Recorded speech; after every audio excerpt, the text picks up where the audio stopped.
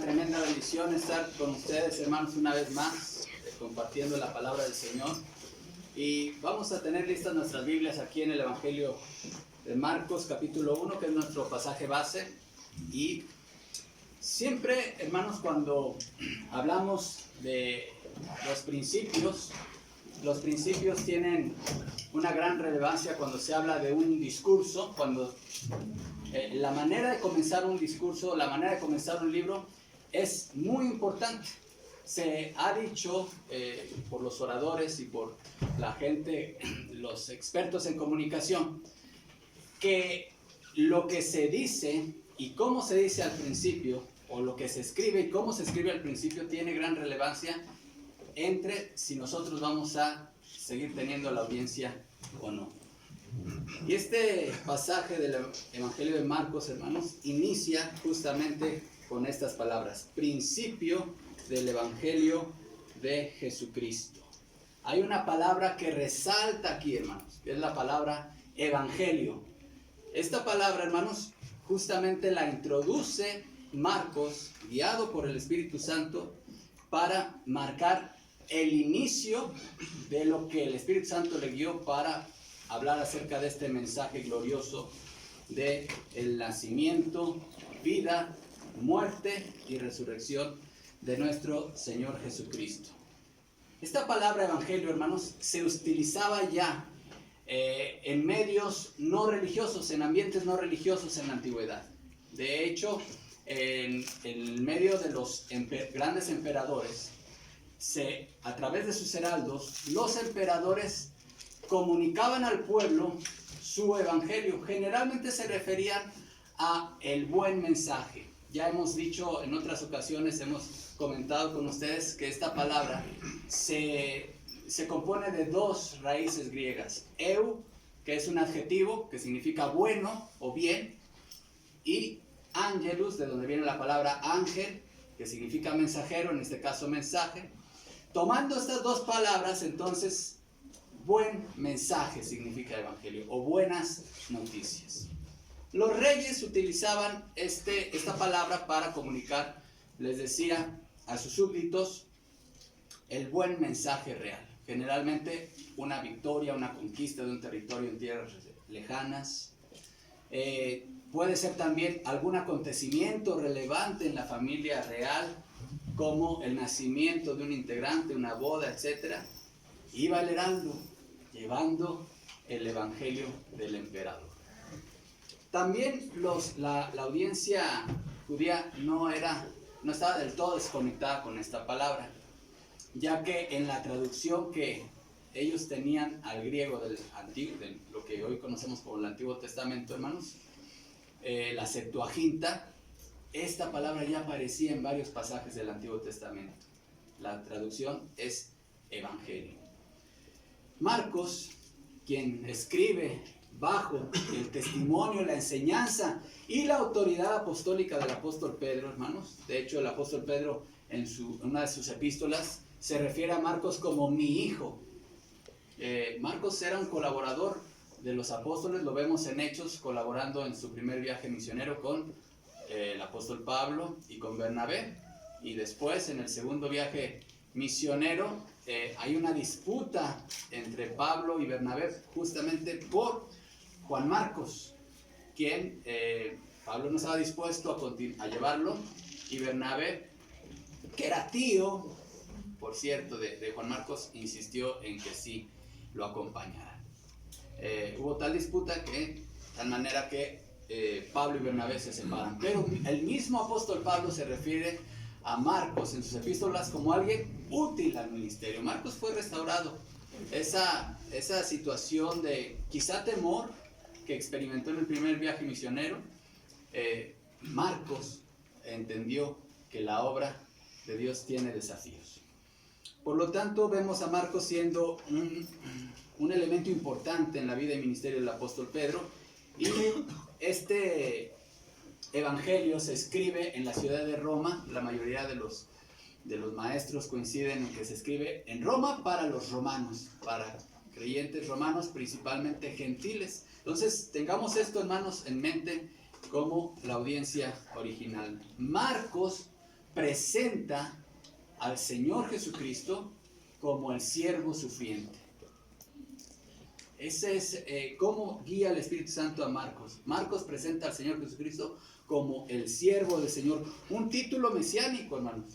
Si nosotros vemos las profecías del Antiguo Testamento concernientes a nuestro Señor, vemos cómo en Isaías 42:1, 43:10 y en Isaías 53:11 se refiere el profeta al Mesías que vendrá como el siervo del Señor. Por esta razón, en el Evangelio de Marcos no se nos presenta, de hecho, hermanos, una situación que se diferencia en Marcos y otros evangelios sinópticos, es que Mateo inicia con la genealogía de Jesús. ¿Por qué? Porque él está presentando a Jesús como el rey, el legítimo heredero al trono de David. Lucas igualmente presenta la genealogía de Jesús, pero Marcos, al presentar a Jesús, tiene la intención de presentar a Jesús como el siervo del Señor. No es importante la genealogía de un siervo. Si debiéramos señalar algún versículo clave en el Evangelio de Marcos, hermanos, uno que resumiera toda la enseñanza de Marcos, ese sería Marcos 10:45. Porque el Hijo del Hombre no vino para ser servido, sino para servir y para dar su vida en rescate por muchos. Ahora bien, notemos todos, hermanos, cómo inicia este Evangelio. Marcos 1:1, principio del Evangelio de Jesucristo, Hijo de Dios. Así como el Espíritu Santo, Dios Espíritu Santo, el autor divino de las Escrituras, guió a Marcos, así como el Espíritu Santo guió a Mateo a iniciar su Evangelio con la genealogía de Jesús, a Lucas con la genealogía de Jesús y a Juan en la eternidad pasada, así el Espíritu Santo guió a Marcos a iniciar su Evangelio con el ministerio de Juan el Bautista. Y esta palabra principio, hermanos, nos hace referencia no a un principio cronológico, sino más bien a un principio lógico que tiene que ver con la intención del autor.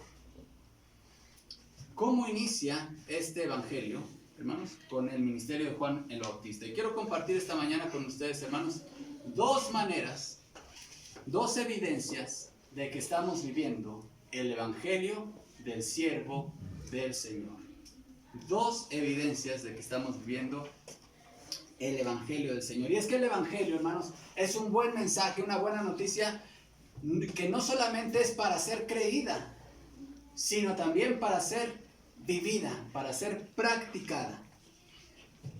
La palabra de Dios, hermanos, nos habla justamente de que el Evangelio es poder de Dios para salvación a todo aquel que cree. Y ese es el mensaje que estamos llamados a predicar.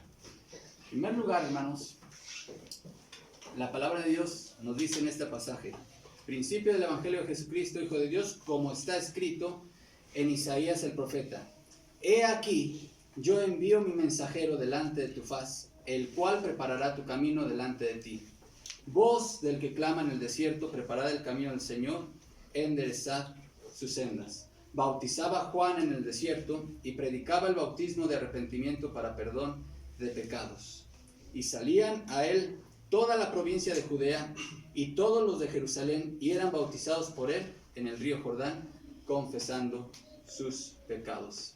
Juan estaba vestido de pelo de camello y tenía un cinto de cuero alrededor de sus lomos y comía langostas y miel silvestre. La primer evidencia de que tú, hermano y hermana, estás viviendo el Evangelio de Cristo es que estás sirviendo. El Evangelio de Jesucristo está ligado a la palabra servicio. La primera evidencia, pues, de que estamos viviendo un Evangelio, el Evangelio del Señor, hermanos, es que estamos desarrollando un ministerio que está respaldado en la palabra de Dios.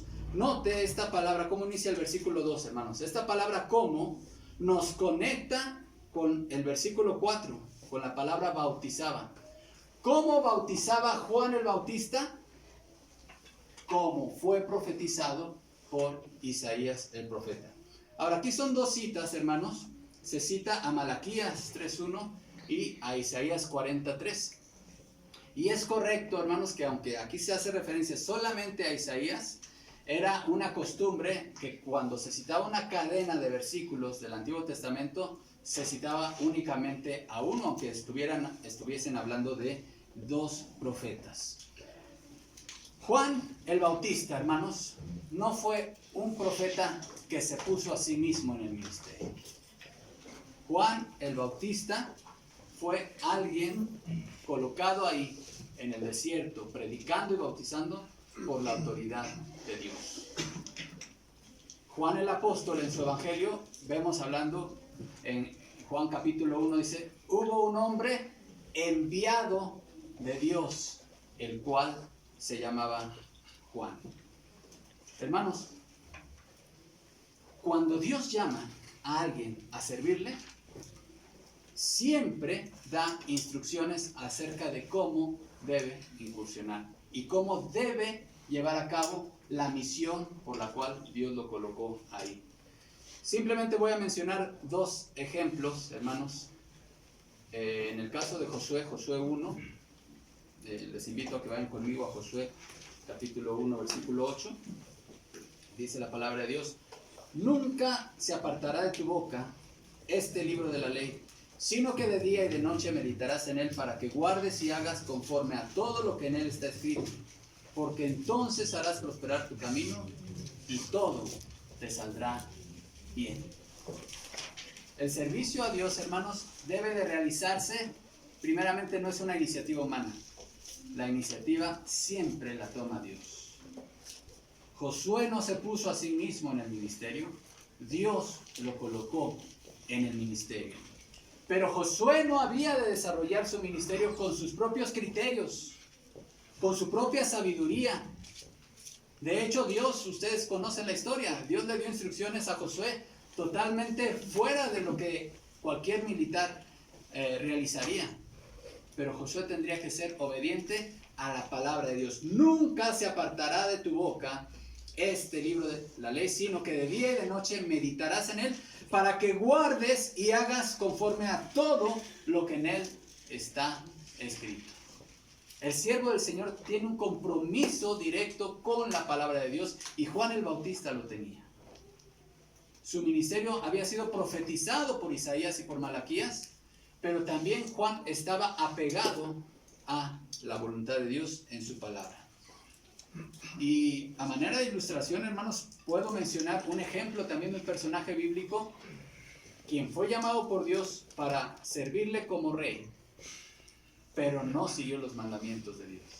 El caso de Usías, el rey de Israel. No lo busquen, solamente voy a leer este pasaje, hermanos. Está en 2 de Crónicas 26, del 15 al 20. Dice la palabra de Dios: con la poderosa ayuda de Dios, Usías llegó a ser muy poderoso y su fama se extendió hasta muy lejos. Sin embargo, cuando aumentó su poder, Usías se volvió arrogante, lo cual lo llevó a la desgracia. Se rebeló contra el Señor, Dios de sus antepasados, y se atrevió a entrar en el templo del Señor para quemar incienso en el altar.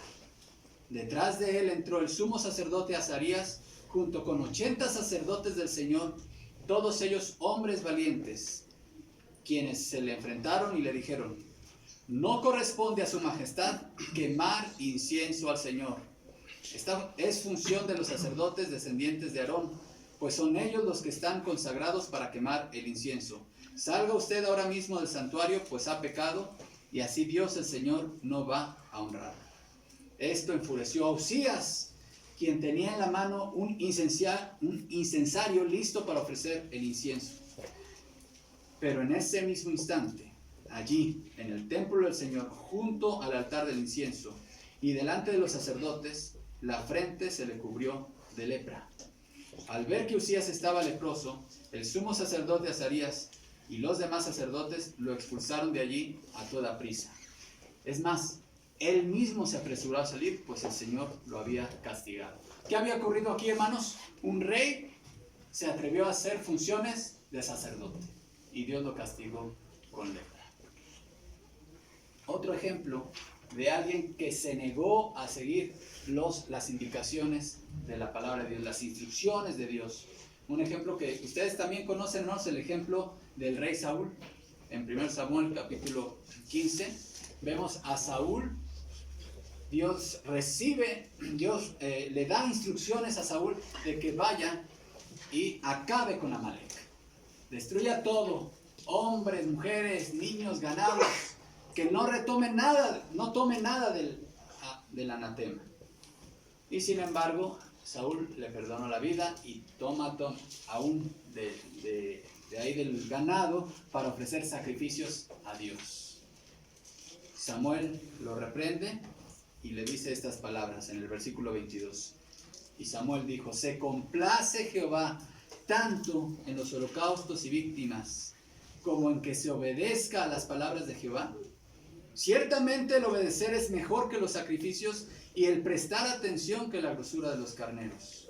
Porque como pecado de adivinación es la rebelión, y como ídolos e idolatría la obstinación.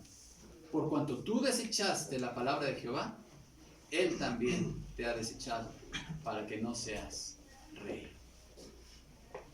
Hermanos, vivimos una época en la cual surgen ministerios por doquier.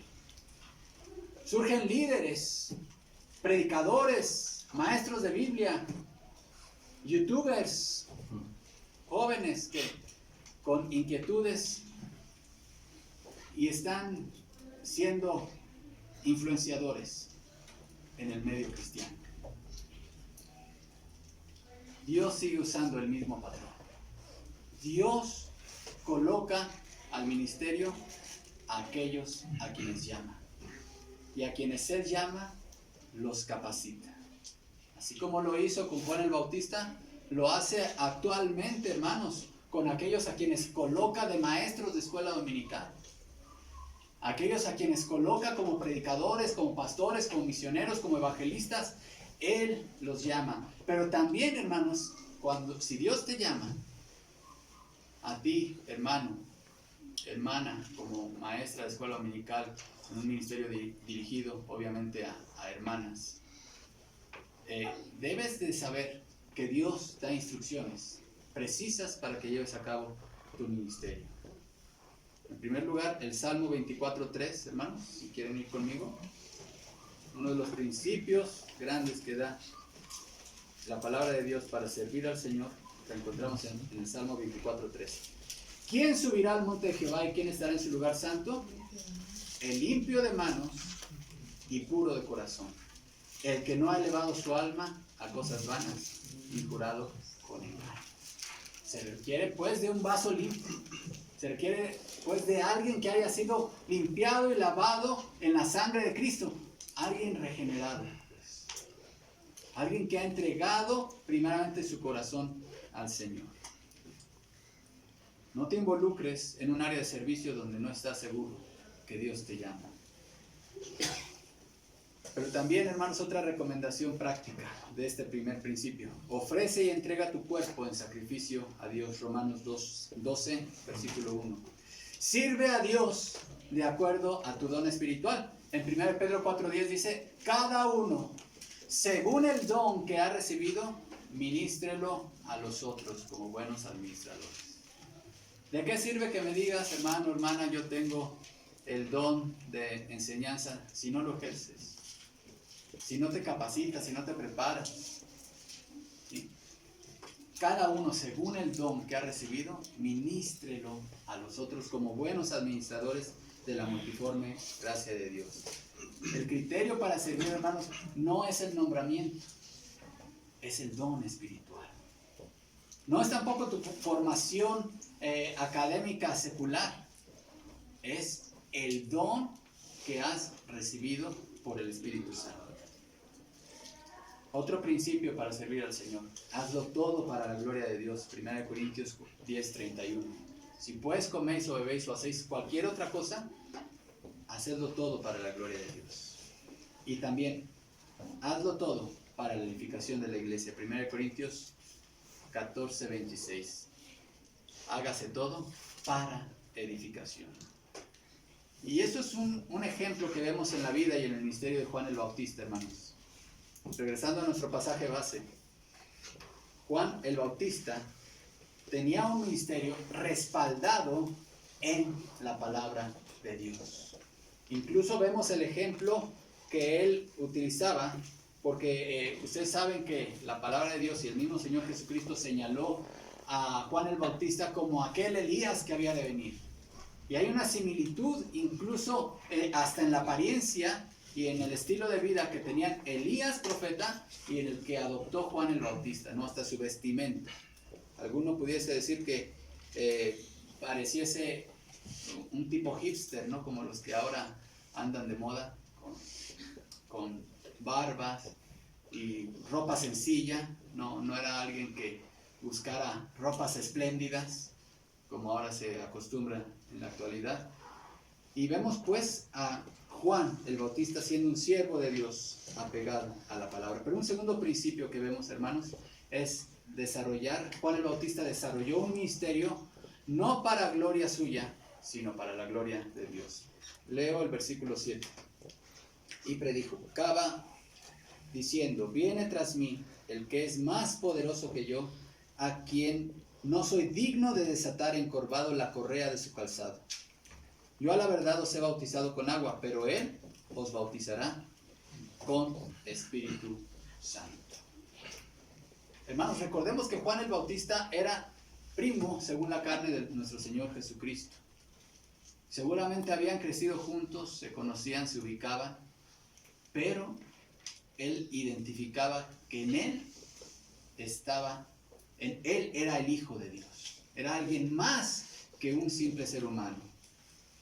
Y a pesar de que él inició su ministerio antes, él se consideraba esclavo del Señor Jesucristo. A un esclavo más le vale que no se le olvide que es un esclavo. De hecho, el apóstol Pablo, el título favorito que él tenía como su carta de presentación en sus cartas, ¿cuál era? Pablo, esclavo, dulos de Jesucristo. ¿Nos consideramos así, hermanos? Si has venido a Cristo, hermano, hermana, tú eres esclavo y esclava de Jesucristo. Porque él dijo: ninguno que no renuncia a todo lo que posee puede ser mi discípulo. Juan se consideraba esclavo del Señor. Vayan conmigo, por favor, a Romanos capítulo 6, versículo 15. Vamos a leer este pasaje, hermano. Romanos 6, capítulo 15. Dice así la palabra del Señor: ¿qué pues?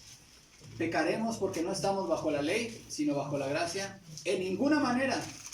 ¿No sabéis que si os sometéis a alguien como esclavos para obedecerle, sois esclavos de aquel a quien obedecéis, sea del pecado para muerte o sea de la obediencia para justicia? Pero gracias a Dios que aunque erais esclavos del pecado, habéis obedecido de corazón a aquella forma de doctrina a la cual fuisteis entregados. Y libertados del pecado, vinisteis a ser siervos, otra vez, de la justicia. Pasamos de una esclavitud de condenación, una esclavitud vergonzosa, a una esclavitud gloriosa. Todos nosotros, los que creemos en Jesucristo, hermanos, y que hemos sido salvos por la fe y por su gracia, hermanos, somos esclavos. Hemos perdido todo derecho ante nuestro Señor Jesús. De hecho, no tenemos nada. Un esclavo, así como ya no tenía nada, todo lo poquito que tenía ahora es de su amo. Así nosotros somos esclavos. Y Juan el Bautista se consideraba un esclavo, aquel que se encorvaba a desatar, a amarrar la correa del calzado de su amo. Bueno, Juan se consideraba indigno siquiera de esa acción. Nuestro servicio, hermanos, que hacemos en la iglesia y que hacemos al Señor, no es para atraer los reflectores a nosotros. No es para atraernos los aplausos. No es para que la gente nos diga: hermano, eres de mucha bendición a la iglesia. No. Eso no es lo que motiva nuestro ministerio. La meta de todo ministerio, sobre todo de aquellos ministerios que son más visibles, hermanos, como un predicador, maestro bíblico, músico, hermanos, tiene que ser pasar desapercibidos a la gente. Así como Juan el Bautista no se puso enfrente del reflector, sino él señaló a Jesucristo. He ahí el Cordero de Dios que quita el pecado del mundo. La meta de nuestro ministerio debe ser igual, señalar y exaltar a Jesucristo. No a nosotros, oh Jehová, sino a tu nombre da gloria. Marcos está presentando a Jesús como el siervo del Señor. Y lo inicia, hermanos, con el testimonio de aquel hombre a quien Jesús se refirió como el más grande hombre que ha estado sobre la tierra. El más grande de los profetas, Juan el Bautista. El ministerio de Juan el Bautista, hermanos, estuvo marcado, además de su vida austera y sencilla, estuvo marcado por su valentía, por su mensaje frontal y directo, incluso ante el rey Herodes, pero también por un apego y sujeción a la palabra de Dios. Por una actitud de no buscar su propia gloria, sino en señalar y exaltar a nuestro Señor Jesucristo. ¿Cómo estamos desarrollando nuestro ministerio cristiano? ¿Cuál es la actitud? ¿Cuál es primeramente nuestra motivación para servir al Señor? ¿Cuál es la actitud con la cual lo estamos sirviendo? ¿Estás consciente, hermanos, de que Dios te colocó en esa posición de servicio? ¿O te colocaste tú para atraer los aplausos, para atraerte la gloria, para que la gente te diga, hermano, qué bonito tocas tu instrumento, qué bonito cantas, qué bonito enseñas, o qué bonito predicas, o qué bonito haces tal o cual cosa? ¿Qué te motiva a servir al Señor? La actitud de Juan el Bautista, hermano, que es con lo que inicia Marcos su Evangelio, nos pone el ejemplo a seguir. Toda vez que estamos hablando de la vida del más grande siervo de todos, nuestro Señor Jesucristo. Vivir el Evangelio del siervo del Señor es, entre otras cosas, servirle estando conscientes de que somos sus esclavos, de estar sujetos a su señorío. Dos principios, hermanos, que nos indican, o dos evidencias que estamos viviendo bajo el Evangelio del siervo del Señor. Un ministerio fundamentado en la palabra de Dios y ejercido bajo los principios de su palabra, y un ministerio que exalta a Cristo. Un ministerio que no da gloria al hombre, sino al Señor Jesucristo. Les invito a orar, hermanos. Padre, gracias por tu palabra. Gracias por esta porción de tu palabra, de tu escritura, Señor, donde encontramos una enseñanza muy importante para nuestras vidas. El ministerio de Juan el Bautista, tu siervo, Señor, nos habla de que él no se colocó en el desierto de Judea por su propia iniciativa. Fue enviado de ti. De hecho, tu palabra nos dice que tú lo llenaste de tu Espíritu Santo aún en el vientre de su madre. Gracias por ese apego a la palabra de Dios que él tuvo, por esa valentía que mostró. Y gracias también te damos, Señor, porque su ministerio te exaltó a ti. No solamente te señaló como el Mesías, sino también te exaltó. Permite que nuestro ministerio y servicio que desarrollamos hoy para ti, sea para tu honra y gloria, Padre. Que te exaltemos a ti y que nos apeguemos a lo que tu palabra de Dios nos enseña y nos dice cómo hemos de servir, Padre. A ti pues la honra, la gloria y el honor por todos los siglos. Amén. Que el Señor les bendiga.